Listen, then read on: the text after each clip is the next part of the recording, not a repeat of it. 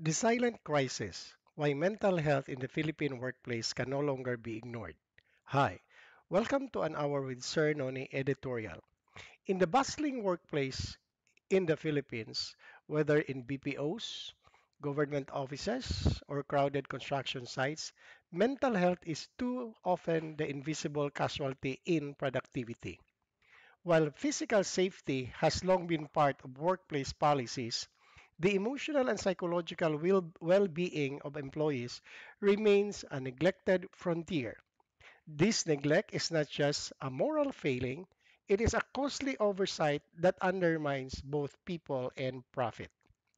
In Filipino work culture, long hours, high workloads, and the unspoken expectation to just endure are worn like badges of honor. Yet beneath the smiles and polite opo lies a growing tide of stress, burnout, and depression. Many employees silently battle anxiety while fearing that admitting it will lead to stigma or career setbacks. In a nation where hiya and pakikisama discourage open discussion of personal struggles, mental health crises often go unnoticed until it is too late. The numbers are being sobering. Reports from Department of Labor and Employment show surge in mental health concerns among workers in recent years, fueled by economic instability, workplace harassment, and pandemic aftershocks. Untreated mental health conditions reduce productivity, increase absenteeism, and drive turnover.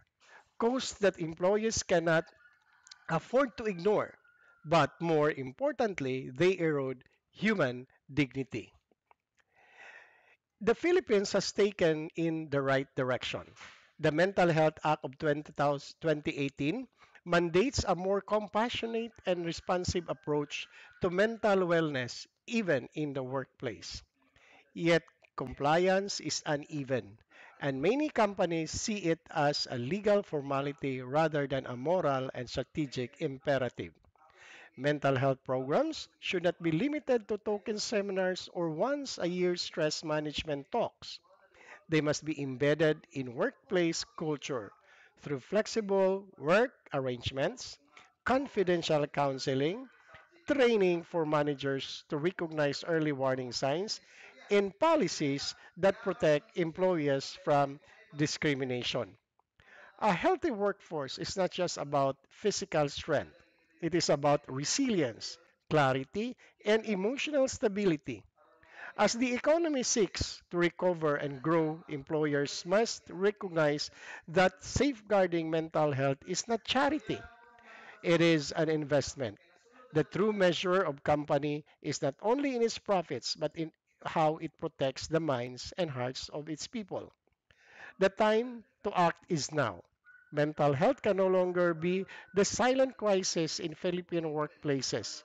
It must be a shared responsibility of government, employers, and employees to ensure that every Filipino worker not only survives the workday but thrives in it.